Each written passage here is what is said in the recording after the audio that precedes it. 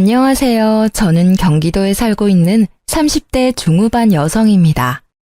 지극히 평범한 삶을 살던 저였는데 전 남편 때문에 하루아침에 막장 드라마의 주인공이 되어 있더라고요. 저는 현재 친정에서 5살 난 딸아이를 키우고 있습니다. 이혼할 때 이 험한 세상 어떻게 혼자서 어린 딸내미 키우겠냐고 진심으로 걱정해 주시는 분들도 계셨지만요. 무작정 이혼하지 말라며 오지랖 부리는 분들도 많았습니다. 웬만해서는 이혼하지 말고 꾹 참고 살지 그랬냐고 말씀하시던 분들은 결국 나중에 제 이야기를 듣고 나면 이혼 너무 잘했다고 박수를 쳐주십니다. 저도 남편이 그 짓만 안 했더라면 이혼까지는 안 하고 적당히 참고 살았을 것 같아요. 제 딸이 아빠 없이 크기를 바라지 않았으니까요. 하지만 그런 아빠를 딸 곁에 둘 바엔 한부모 가정이 낫겠다 싶었습니다. 사실 망설이다 사연 보내게 된 이유도 저도 사람인지라 제 이야기를 여러 번 하기 힘들기 때문입니다. 과거의 기억을 계속 끄집어내면 그때의 감정이 되살아나 너무 힘들어요. 전 남편과 사내 부부였기에 제 이혼은 더욱더 사람들의 관심 대상이었어요. 아직까지도 가까운 동료들 말고 그 외의 사람들에게 왜 이혼했냐, 딸 있는데 어쩌다 이혼했냐, 이런 말들을 가끔 들어요. 그래서 앞으로는 링크 보내주면서 제 사연이라고 간단하게 말하고 싶어서 이렇게 사연 보내게 됐습니다. 읽어주실지는 잘 모르겠습니다만 제 이야기 한번 솔직히 털어놓을게요. 앞서 말했듯이 저와 전 남편은 사내 부부였습니다. 남편도 저도 아주 평범한 회사원이었죠. 다만 저는 과장으로 승진할 때 남편은 여전히 평사원이었어요. 남편은 평소에 일과 명예에 대한 욕심 같은 건 그다지 없는 사람이었습니다. 그냥 주어진 일만 잘해내자 하는 스타일의 사람이라 승진을 욕심내거나 모험 같은 건 하지 않았던 거죠. 반면에 저는 남들 쉴 때 하지 않아도 될 일까지 더 많이 일했어요. 좋은 회사에 입사했으니 되도록 높은 곳까지 승진하는 게 꿈이었거든요. 그랬던 제 욕심이 결국 어린 나이에 과장까지 될 수 있게 만들었죠. 시어머니는 맛있다고 꽤 소문나 있는 한정식 집을 시아버님과 운영하고 계셨습니다. 남편 집안도 평범한 편이었는데 한 가지 너무 스트레스였던 게 있었어요. 결혼 전에는 몰랐는데 결혼 후 그 점이 엄청 두드러지더라고요. 바로 요즘 세상이 어떤 세상인데 시골 사람인 시모는 너무나 지독한 남아 선호 사상을 가지고 계셨습니다. 아가, 넌 다른 거 다 필요 없고 그냥 아들만 낳으면 돼. 네? 아들이 최고야. 지금은 잘 모르겠지? 근데 나중에 알게 돼. 안 그래요, 여보? 그렇지. 아무렴 아들이 최고지. 저는 만약 애를 낳아도 성별 상관없이 똑같이 사랑스러울 것 같아요. 그리고 아기 성별이 뭐 제 마음대로 되는 게 아니니까요. 시부가 평소에도 시모한테 잡혀 살고 있어서 그런지 몰라도 언제나 어머님 옆에서 듣기 좋은 맞장구만 치셨습니다. 옛날에 시모도 시집살이를 하도 많이 당해서 시부가 종종 그 긴 세월 죄스럽다고 아내 말을 전적으로 따르시는 분이었거든요. 반면에 맞장구를 치지 않고 항상 솔직한 의견을 말하는 제게는 시모가 가끔 눈을 흘기며 못마땅해 하셨죠. 얘야, 넌 어쩜 어른이 말하는데 그렇게 꼭 따박따박 네 의견을 덧붙이고 싶니? 어른들 말씀 떠받들고 그러려니 해야지. 마음가짐이 틀려먹었네. 아들 가지고 싶다고 온 가족이 성심껏 빌면 삼신할매가 어련히 건강한 아들 점 찍어줄 텐데 말이야. 네, 저희 시모는 시조부모님과 몇십 년을 함께 살아오신 영향 때문인지 연세보다 더 옛날 사람 같았어요. 그래서 저는 임신 준비할 때 겁도 살짝 났습니다. 나중에 제가 임신했을 때도 아이의 성별에 따라 차별하실까 봐서요. 시모는 같은 배에서 낳은 자식인데도 남편과 시누이에게조차 차별을 많이 하는 분이셨거든요. 제가 남편에게 은근히 그런 문제로 걱정하는 티를 내자 남편은 제게 오히려 앞서 생각하지 말라고 하더군요. 여보, 혹시 말야, 나중에 나 임신해서 아기 낳았는데 딸이면 미움받는 거 아니야? 에이, 우리 엄마 그러실 분 아니셔. 그리고 첫째는 아들 나올 거야. 걱정 마. 첫째가 아들일 걸 어떻게 확신해? 아직 낳지도 않았는데? 아, 엄마가 엄청 기도 다니시거든. 자긴 몰랐지? 헐, 그러니까 더 부담스럽네. 부담은 무슨, 걱정하지 마. 그냥 뭐 아들, 딸 하나씩 골고루 낳고 사는 거지. 하지만 결혼 생활 얼마 안 가 임신을 하면서 제가 걱정하던 것들은 곧 현실이 되더군요. 임신하고부터 시댁의 모든 관심은 뱃속의 아이 건강이나 제 건강이 아니었어요. 오로지 아이의 성별을 궁금해하더군요. 그날도 남편은 산부인과 진료를 혼자 받고 온 제 신경을 긁었어요. 아들이야? 아니, 공주님. 뭐야? 그러다 땅 꺼지겠다? 당신 그 한숨 무슨 의미야? 남편은 제게 혼자 병원 잘 다녀왔냐는 그런 말도 없이 다짜고짜 뱃속 아기가 아들이냐고 물었어요. 제가 딸이라 답하자 본인이 원했던 대답이 안 나와서인지 남편은 세상 깊은 한숨을 내쉬더라고요. 여자애라는 거지? 미치겠다. 미치겠다? 당신 그게 도대체 뭔 반응이야? 바쁘대서 나 혼자 병원 다녀왔어. 그럼 적어도 잘 다녀왔냐고 묻는 게 먼저 아니야? 어련히 당신이 잘 다녀왔겠지. 그니까 내 눈앞에 멀쩡히 서 있는 거 아니야. 아니, 첫애는 아들을 낳아야 하는데 우리 엄마 성격 알잖아. 에이씨, 나도 딸보단 같이 목욕탕 갈 수 있는 아들이 더 좋은데. 딸이든 아들이든 우리 자식인데 당신 어떻게 그따위로 한숨을 쉬냐는 거야. 당신 이러는 거 뱃속 아이가 모를 것 같지? 다 듣고 있어. 그리고 전에는 상관없다며. 수만 번 내쉰 거 가지고 거 되게 뭐라 하네. 당신 진짜 아무리 임산부라지만 너무 예민하다. 뱃속 아이가 뭘 알아듣겠어. 아무것도 안 들리고 아무것도 안 보이는데. 그리고 전에는 당신이 꼭 아들 낳을 것 같은 예감이 들어서 그랬던 거고. 지금 예민하게 만드는 게 누군데. 당신도 이러는데 어머님은 도대체 뭐라고 하실지 벌써부터 두렵다. 에휴. 그러길래 아들이면 얼마나 좋냐고. 딸은 나중에 또 낳으면 되잖아. 무식한 소리 좀 그만해. 아들, 딸 내가 뭐 골라서 임신하는 건 줄 알아? 너 학교 다니면서 성교육 받기는 했어? 말이 그렇다는 거지 왜 화를 내? 좀 속상해서 한마디 한 거 가지고 서방한테 무식하다고 말한다고? 말 좀 조심해. 너 우리 엄마 앞에서 그런 말 하면 큰일 나. 너나 임산부 앞에서 말 가려서 해. 그럼 우리 엄마는 뭐 가만 계시겠니?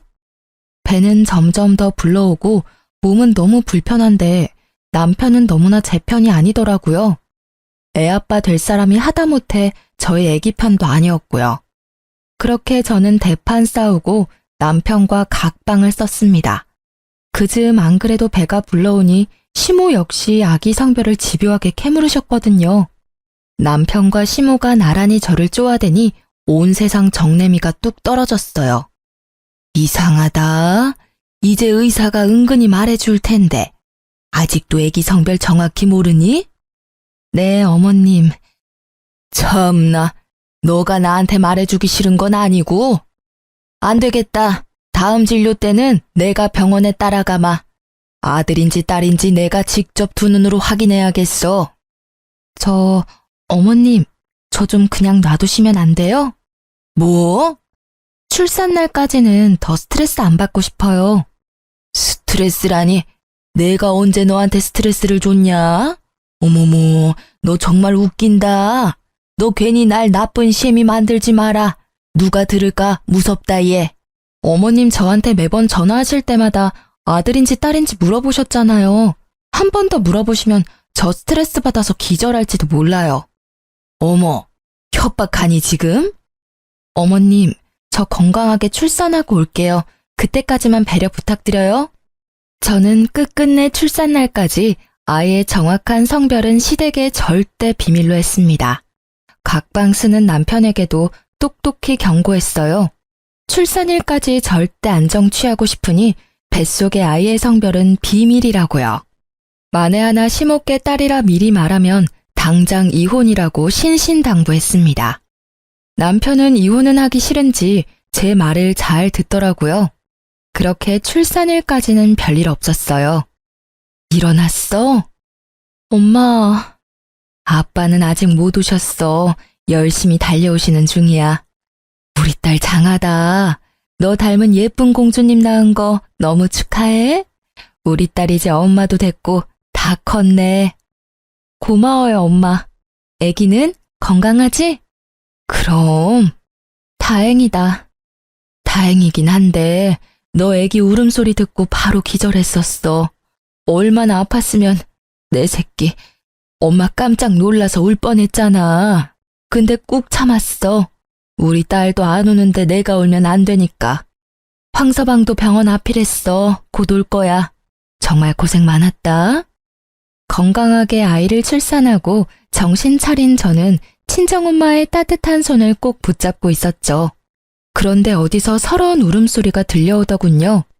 그 소리는 곧 제 병실과 가까워졌고 저는 그게 시모의 울부짖음이라는 걸 단번에 알 수 있었습니다. 첫 손주가 딸이라니. 자식은 아들만 있으면 된다는 말을 달고 살았던 아들바라기 시모는 역시나 제가 딸을 낳았다는 소식에 어디 초상난 듯 병원에서 오열을 했습니다. 시모가 엉엉 우는 모습에 어디 누가 돌아가셨냐고 지나가는 다른 환자나 보호자들이 조심스럽게 물어보기까지 했어요. 당연히 친정 부모님께서는 그 상황을 엄청 불쾌해하셨어요.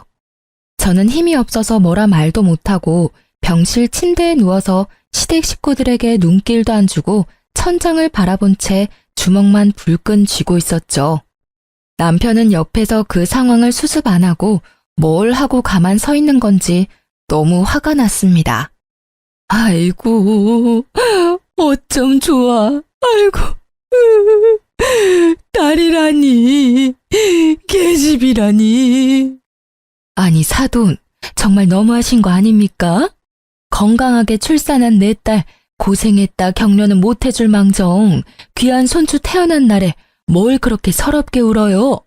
갓 태어난 애보다 더 우는 게 지금 말이 됩니까? 어디 초상 났어요? 그 상황에 눈치 없이 시누이까지 제가 딸을 낳았다고 속상한 티를 내더군요. 사돈 어르신, 저희 엄마 마음은 아마 잘 모르실 거예요. 그렇게 손자 낳기를 바라시고 기도하셨는데 와보니 난데없이 손녀딸이니까 얼마나 당황스러우시겠어요? 옳게도 참 미리 언질이라도 하던가 어떻게 출산일까지 숨겨 그걸? 뭐요? 사돈 처녀, 딸이면 또 어떤데요? 손녀도 얼마나 이쁜데 당황스럽다고요? 진짜 이해를 못하겠네. 계속 그렇게 우는 소리 하면 저희가 뭐가 됩니까? 아이고 답답해. 사돈, 내가 오죽하면 이러겠어요. 그렇게 아들만 낳아달라고 부탁을 했는데 그게 어렵습니까? 대단한 며느님께서 괘씸하게도 뱃속에 애가 여자인지 남자인지 출산일까지 말을 안 해서 이 사단이 났잖아요. 아이고 어쩌냐? 왜 하필 첫째가 딸이야? 환자분 아직까지는 안정 취해하니까 조용히 해주세요. 그리고 병실에서 이렇게 소란스럽게 하시면 안 됩니다. 하지만 시모는 아랑곳하지 않고 대성통곡을 하더라고요. 저는 참다 없는 힘 다 끌어모아서 남편에게 시댁 식구들 데리고 당장 병실에서 나가라고 악을 썼습니다. 어머님도 어머님이지만 방관하는 남편놈 역시 가만 못 두겠더라고요. 제게 달려오지는 못할 망정 시모 옆에 서서 부축만 하는 꼴을 보는데 얼마나 기가 막히던져. 하마터면 출산하다가 죽을 뻔했는데 내가 딸 낳았다고 저렇게 오열을 하신다고? 야, 내가 왜 너랑 결혼해서 이런 꼴을 봐야 해? 애초에 결혼 전에 아들 낳아야 한다고 조건을 걸지 그랬어. 내가 왜 우리 딸 태어난 소중한 날에 초상집 온 기분을 느껴야 해? 말 가려서 해. 지금 힘든 건 알지만 우리 엄마도 마음 안 좋은데 그렇게 말해야 해. 야, 울고 싶은 건 나야. 정신 차려. 어머님, 울고 싶은 건 저예요. 그렇게 바라던 아들은 어머님께서 아버님이랑 노력해서 한 명 더 낳으시던가 하세요. 야, 이 한심한 놈아. 이 사단이 났는데도 멀뚱히 지켜보기만 해? 너 당장 네 엄마랑 네 누나 데리고 너네 집으로 가. 꼴도 보기 싫으니까. 환자분이 싫어하시는데 계속 계실 거예요? 나가주세요. 간호사님께서도 정색하면서 끝까지 도와줘서 저는 시댁 식구를 다 내쫓는데 겨우 성공했습니다. 아이를 건강히 낳았다는 기쁨도 잠시, 시모의 행동에 너무 기가 막혔어요. 그리고 친정엄마 앞에서 세상 창피했습니다. 저는 남편에게 곧바로 문자를 남겼어요. 아이 얼굴 절대 시모한테 보여주기 싫다고, 혹여나 애기 얼굴 보러 올 생각은 꿈에도 하지 말라고요. 그 후로 친정 부모님이 번갈아 병원에 와주셔서 그나마 안정을 되찾았습니다. 그런데 제가 뭐 반대한다고 해서 시댁에서 아기를 못 보러 오겠습니까? 그 난리를 피워놓고는 또 아기를 보러 오기는 했대요. 친정 부모님 말씀으로는 남편은 다리에 힘이 풀려서 주저앉아서 기뻐하며 울었답니다. 막상 지 눈으로 자기 새끼 보니 감격스러웠겠죠. 제가 바랬던 반응이 그거였는데 왜 일을 이렇게 만든 건지 원망스럽기도 하더군요. 그리고 시모와 시누이는 저와 남편 적절하게 반반 섞여서 너무 귀엽고 사랑스럽다며 한참을 자리를 뜨지 못했다고 합니다. 친정엄마께서 그 모습을 직접 보는데 어이가 없으셨대요. 그렇게 좋아할 거면 그날 왜 그리 모질게 행동했는지 이해가 안 되신다고요. 저는 병원 태어나는 날까지 남편 놈과 시댁 식구들은 절대 보기 싫다 했어요. 이미 남편은 매일같이 사죄의 연락이 왔어요. 자신이랑 꼭 닮은 아이를 뒤늦게 정신을 차린 건지 아님 갑자기 부성이라도 샘솟아나는 건지 아주 제게 싹싹 빌더라고요.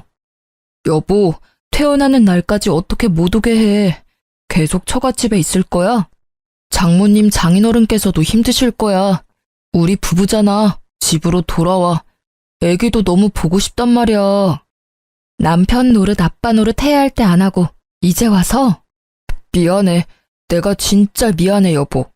장모님 장인어른께도 따로 찾아뵙고 용서 구했어. 당신만 나 용서해주면 진짜 앞으로는 잘할 수 있어. 엄마한테 안이 돌리고 두 공주님들 내가 잘 모시고 살게, 응?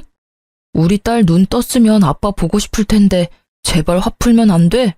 애기 생각해서라도 한 번만 봐주라. 우리 엄마도 엄청 반성하고 계셔.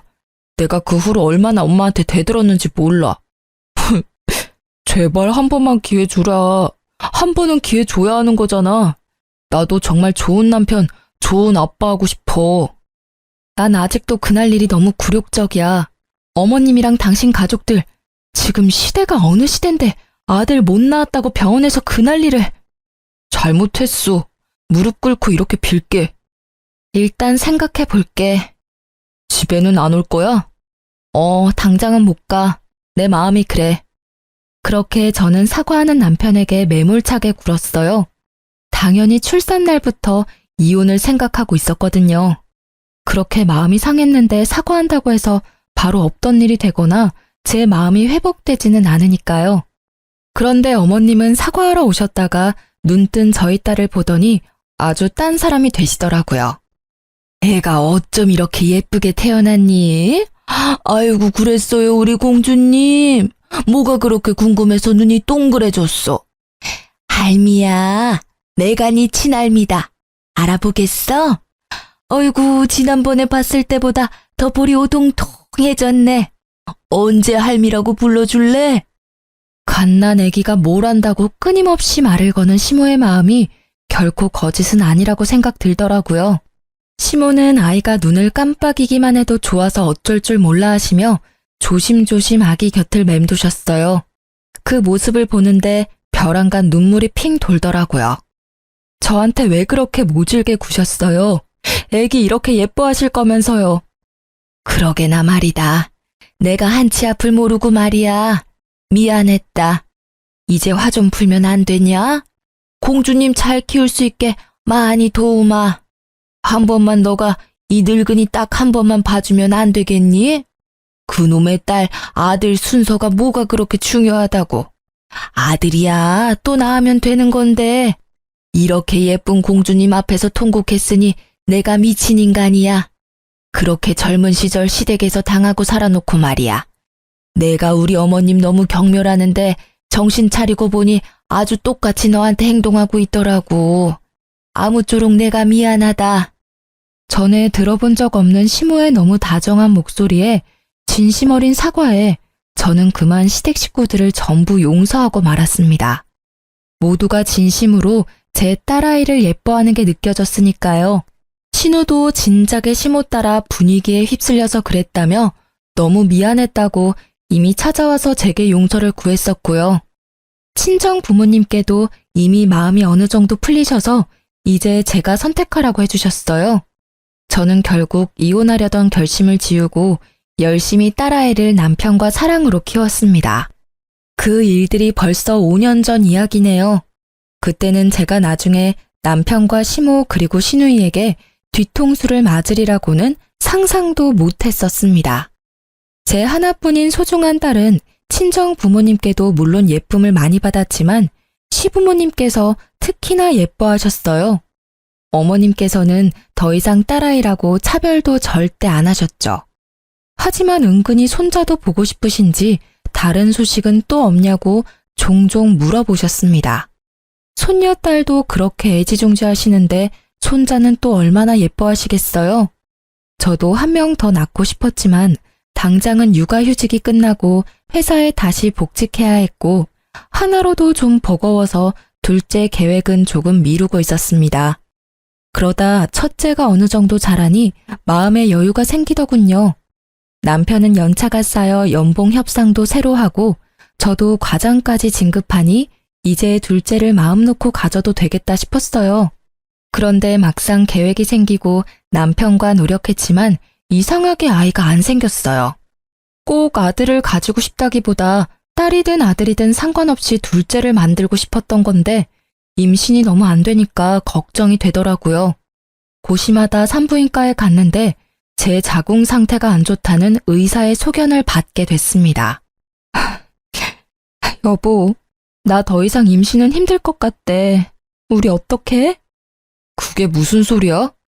저는 둘째를 못 가진다는 슬픔도 물론 엄청났지만 여자로서도 끝난 것 같다는 마음도 괜시리 들어 엄청 우울했어요.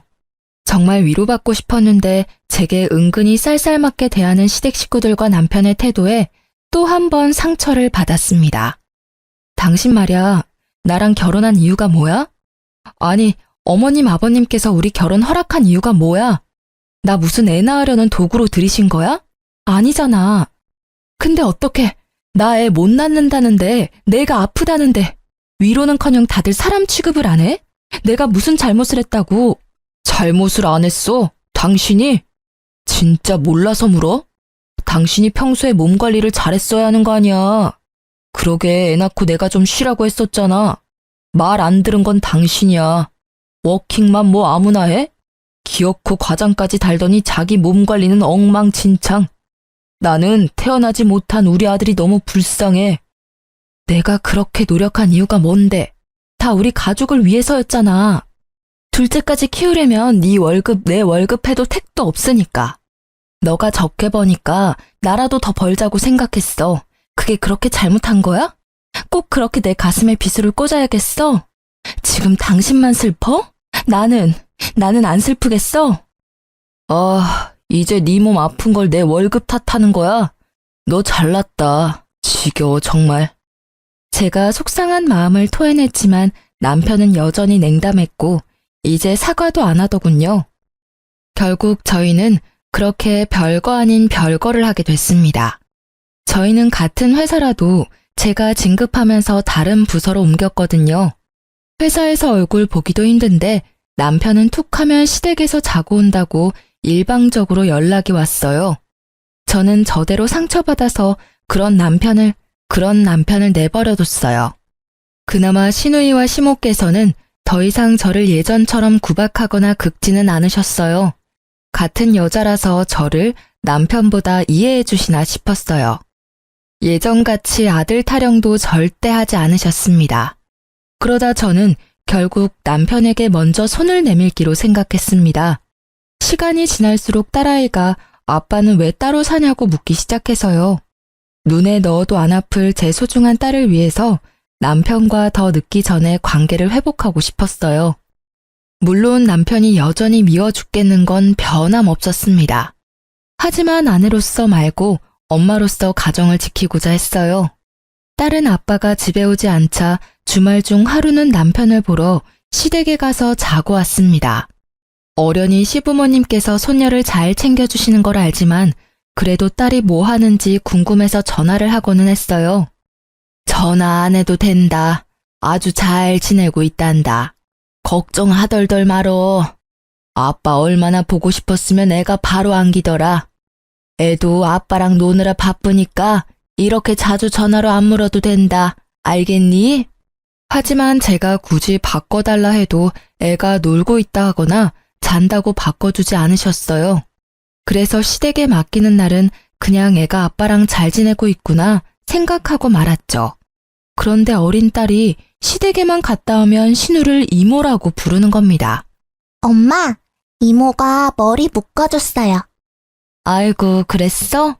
근데 이모가 아니라 고모라고 해야지. 아니야. 제가 딸에게 이모가 아니라 고모라고 수정해줘도 딸은 고집 부리며 끝내 고모를 이모라고 부르더라고요. 그냥 아이의 말실수라고만 생각했습니다. 그날도 저는 주말이 되어 딸을 시댁에 데려다주고 오는 길이었어요. 딸이 좋아하는 애착 인형이 차 시트에 빠진 걸 보고 또 난리 나겠다 싶어 아무 생각 없이 바로 차를 돌려서 시댁에 갖다 주러 갔죠. 운전하면서 생각해보니 남편과 이 핑계로 얼굴 마주보고 얘기라도 잠깐 나눌 수 있겠다 싶었어요. 시댁은 마당이 있는 전원주택이었는데요. 손녀딸 왔다 갔다 뛰어놀라고 현관문을 시모가 다 열어놨더라고요. 하필이면 벗기 힘든 롱부츠를 신었던 터라 신발을 벗기 위해 한참을 서 있었죠. 그런데 안에서 딸아이 목소리가 들리더라고요. 반가운 마음에 얼굴만 빼꼼히 들어 거실 쪽을 쳐다보는데 웬 모르는 여자가 남편이랑 나란히 딱 붙어 있는 겁니다. 자기야, 과일 먹어봐. 아, 맛있네. 내가 먹여주니까 더 맛있지? 당연한 말씀, 우리 예쁜이. 그 행동과 대화는 누가 봐도 보통 사이가 아닌 듯 했어요. 이미 봤으면서도 속으로는 아니길 바랬지만 제 딸이 그 여자에게 이모라고 부르는 모습에 남편이 외도 중이란 확신이 들었어요. 어디서 몰래 바람피는 것도 아니고 남편 놈이 작정하고 시댁에서 심지어 내 딸 앞에서 상간녀랑 히히덕거렸다는 사실에 화가 머리끝까지 났습니다. 상간녀에게 이모라는 호칭까지 붙여주고요. 활용점정으로 그 순간 시모의 목소리가 들렸습니다. 이제 우리 시은이가 이모 말고 엄마라고 부르는 습관을 들여야 할 텐데. 엄마 해봐, 시은아. 싫어. 엄마는 집에 있어. 어머니, 아직 일러요. 아직 그 사람이랑 이혼도 안 했는데 차근차근 진행해요. 시은이 혼란스럽겠어요. 그래도 우리 새애기가 듣기 서운하잖니. 곧 엄마 될 사람이 얜데. 어머님, 저는 괜찮아요. 저 금방 신이랑 친해질 자신 있어요. 이렇게 저를 잘 따르잖아요. 엄마라고 금방 불러줄 거예요. 그치, 시은아? 그 장면에서 저는 피가 거꾸로 솟는다는 기분을 잘 알게 됐습니다. 살면서 그렇게 분노해 본 적 없었거든요. 당장 시댁 들어가서 다 엎고 싶더라고요. 하지만 어린 딸에게 평생 그 장면이 트라우마로 남을지 모르겠다는 생각도 들더라고요. 또 제가 방금 보고 들은 것 외에는 제게는 남편의 외도에 대한 아무런 정보도 증거도 없었으니까 저는 그대로 물러날 수밖에 없었어요. 이를 꽉 깨물고 겨우 참아서 시댁을 빠져나왔죠. 저는 곧바로 비싼 돈 주고 흥신소에 의뢰했습니다. 아주 사소한 것부터 결정적인 것까지 상간녀 정보와 남편의 행적들을 탈탈 털어서 증거를 차곡차곡 수집했어요. 그리고 둘이 어떻게 만나게 됐는지도 알아봐 달라고 했죠. 돈이 있으니 세상 참 못 알아볼 게 없더라고요. 제게 돈이라도 없었으면 어쩔 뻔했나 싶었습니다. 상간녀는 꽤 유명한 헤어샵의 수석 디자이너였습니다. 저는 우선 상간녀부터 참교육하려고 그 샵의 원장에게 비싼 돈을 주고 예약을 했습니다. 제가 시술 받으러 가니 상간녀의 표정이 일그러지더라고요. 제 얼굴은 모를 줄 알았는데 어떻게 알고 있었나 봅니다. 정확하지는 않지만 저는 웃으면서 상간녀가 들리게 원장에게 말했습니다. 원장님, 제 남편이 바람을 피고 있는데요. 제가 곧 그 상간녀 참교육시키러 갈 거거든요. 그러니까 머리 예쁘게 좀 해주세요. 네, 고객님 진짜 잘 오셨어요. 저만 믿으세요. 제가 진짜 끝장나게 우아하고 고급스럽게 해드릴게요. 마음 단단히 먹으셔야 해요. 원장은 신나서 상간녀 흉을 보더라고요. 그러자 상간녀는 묘한 눈빛으로 저희 쪽을 힐끔거렸습니다. 그런데 저기 저 디자이너는 내가 어디서 뵌 것 같은데 낯이 많이 익네요? 혹시 저희 어디서 봤던가요? 네? 아니요, 초면입니다. 제가 좀 많이 흔하게 생겼어요. 상간녀의 반응을 보니 상간녀는 틀림없이 제 얼굴을 아는 듯 했어요. 원장의 시술이 끝날 때까지 상간녀는 본인 손님에게 실수할 만큼 제게 온 신경이 쏠린 듯 했어요. 아, 죄송합니다. 뜨거우셨죠? 아니, 오늘 왜 그래 너? 정신 어디다 두고 왔어? 오늘 좀 일찍 퇴근해도 될까요? 몸이 안 좋아서요. 실수를 타박하는 원장에게 몸이 아프다며 미꾸라지처럼 빠져나갈 궁리를 하더라고요. 그걸 저는 가만둘 수 없었죠. 원장은 제게 복수 잘하라며 정말 예쁘게 시술을 해주고 있었고 저는 대뜸 벌떡 일어나서 상간녀에게 다가갔어요. 아직 안 끝나셨는데? 고객님, 혹시 화장실 가고 싶으세요? 원장이 부르는 소리를 무시하고 저는 상간녀에게 다가가 물었어요. 어때요? 네? 엄청 예쁘세요. 저희 원장님 정말 잘하시죠? 그럼 이건 어때요? 저는 상간녀의 뺨을 있는 힘껏 내리쳤습니다. 고객님, 왜 이러세요? 상간녀는 그러고도 한참 아무 말을 못하더라고요. 그녀만 뺨 맞은 이유를 알고 있으니 원장은 자기 직원 보호하겠다고 감싸더군요. 웅성거리는 소리는 전부 저를 향해 있었습니다. 뭐야? 저 여자 갑질하는 거 아니야? 직원 뺨을 갑자기 왜 때려? 얼른 경찰 불러야. 저는 그때 모든 사실을 폭로했습니다. 나쁜 건 제가 아니라고요. 너 내 남편이랑 바람난 것도 모자라서 감히 내 딸까지 뺏어가려 해? 네가 인간이야? 이 욕정의 눈이 먼 짐승아. 이렇게 번듯하고 멋있는 샵에서 일하면 뭐하니? 네가 인간이 덜 됐는데. 상간녀는 제 말이 끝나자마자 울면서 무릎 꿇고 싹싹 빌더군요. 언니, 잘못했어요. 여기서 이러지 마세요, 네? 가게 피해주지 말고 나가서 이야기하면 안 될까요? 언니라니 누가 네 언니야. 가증스러워, 더러워. 피해? 네 입에서 나올 말이야 그게? 내 인생에 피해준 건 어떻게 보상할 건데? 사모님, 제가 다 말씀드릴게요. 제발요. 나가주세요. 손님, 아까 말씀하셨던 바람났다는 여자가 저희 직원인가요? 네, 그래서 내가 여기까지 비싼 돈 주고 시술 받으러 왔죠. 소란 피워서 죄송해요. 오늘은 일단 갈게요.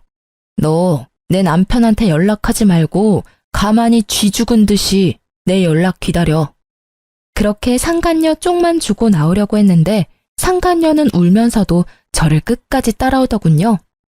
제발 하라는 대로 할 테니 제 직장만 건드리지 말아주세요. 여기 다시는 찾아오지 말아주세요. 제발 어디도 소문내지 말아주세요. 그러면 제가 다 협조할게요. 네? 너 지금 나한테 명령하니? 협박해? 부탁드리는 거예요. 정말 여기 제 전부예요. 너도 내 전부를 가져가려고 했잖아. 내 남편이랑 같이 내 딸 훔치려고 했잖아. 그건 진짜 죽을 죄를 지었어요. 제가 잘못했습니다. 사모님, 한 번만 부탁드릴게요. 그리고 이어지는 상간녀의 말을 듣고 저는 한동안 벙쪘어요.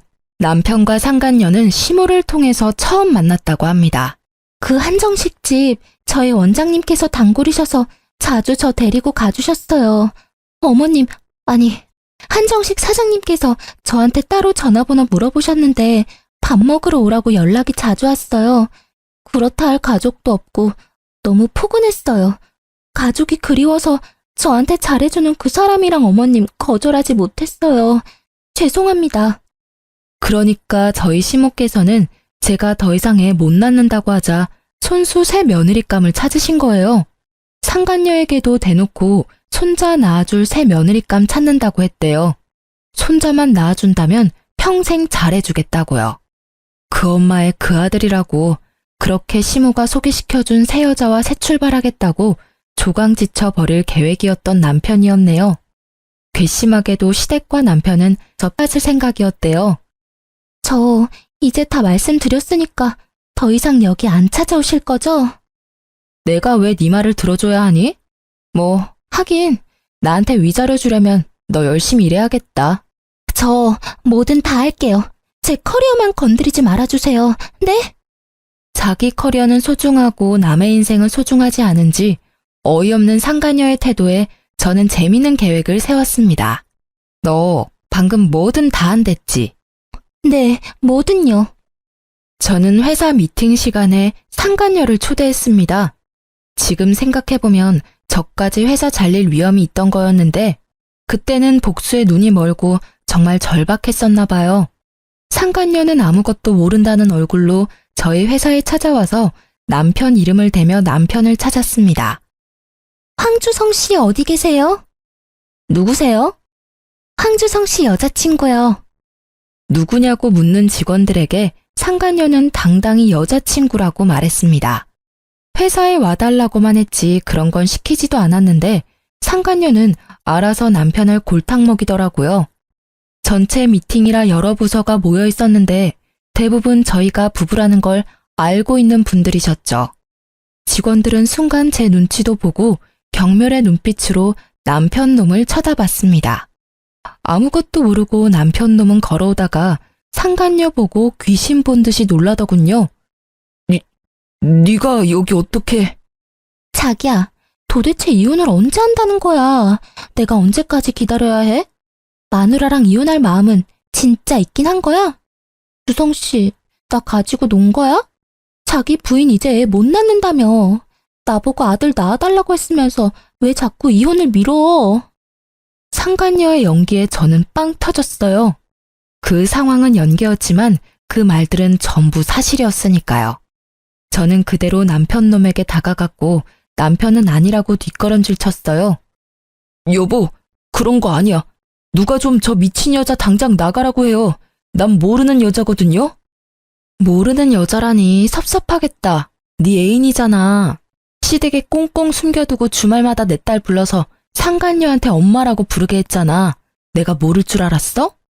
당신 다 알고 있었어? 설마 쟤 여기 부른 거 당신이야? 회사에서도 딴 살림 차리고 싶어서 네가 부른 거 아니고? 난 모르는 여자라니까. 저는 이미 남편 몰래 미팅 준비하는 척하며 그의 핸드폰을 가져가서 남편 톡 프로필 사진을 상간녀와 아주 다정하게 찍은 사진으로 해놨었습니다. 회사 직원들은 물론이고 이미 사진 본 지인들은 미친 듯이 연락 오고 난리난 상태였죠. 남편 놈에게 핸드폰을 돌려주니 경악하더군요. 야, 진짜 이게 다 네가 벌인 짓이야? 감히 회사에서 이런 장난질을 해?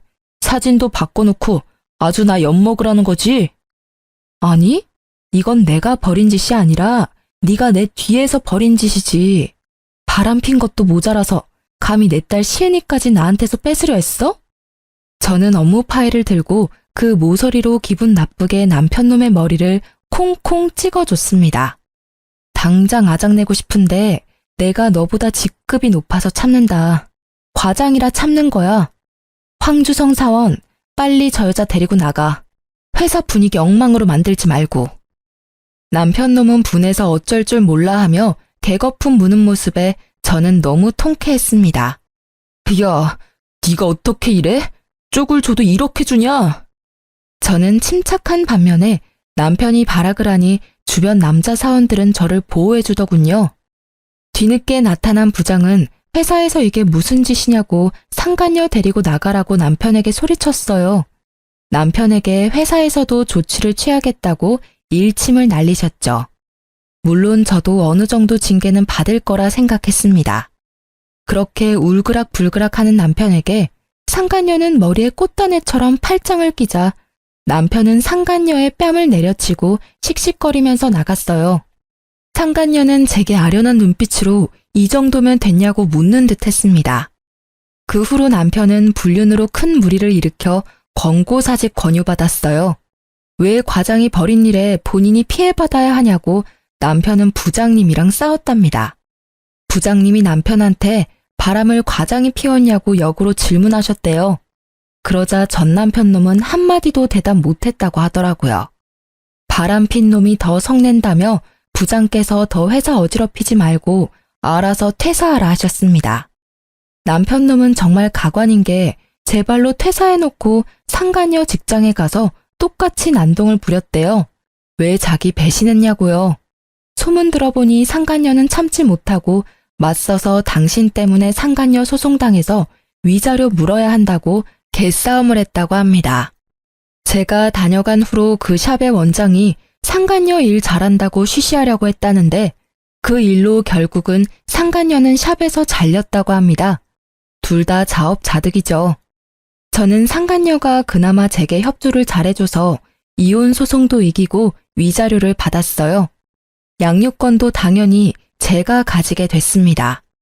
한동안 전 시모는 손녀딸도 못 봐서 우울하다고 우는 소리 하면서 연락이 왔어요.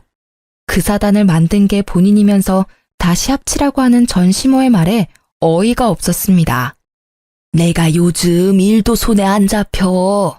우리 공주 못 본 지 너무 오래됐잖아. 너희가 이혼했어도 우리는 여전히 가족이잖아. 응? 가족이요? 쓸모없어지니 뒤통수 치고 버리라고 한 게 가족인가요? 어머님 참 뻔뻔하시네요. 저희 가정 풍비박산 난 데에는 어머님이 가장 공 크시잖아요. 이젠 이혼도 했으니 당당하게 새로운 며느리감이나 또 찾아보세요. 꼭이요. 이번엔 손자 꼭 얻으세요. 저는 친정 부모님이랑 제 보물 같은 딸과 현재 잘 지내고 있습니다.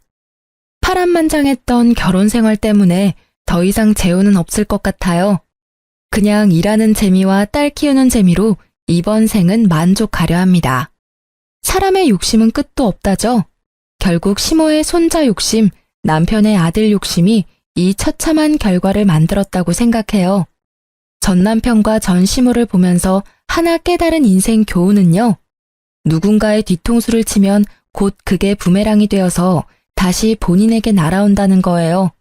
친절과 선행은 베풀지는 못해도 악행과 배신은 살면서 절대 하지 말아야 해요. 저도 착하지는 못해도 남들 피해 안 주며 정직하게 딸아이 열심히 키우도록 하겠습니다. 지금까지 제 긴 사연 들어주셔서 너무나 감사합니다.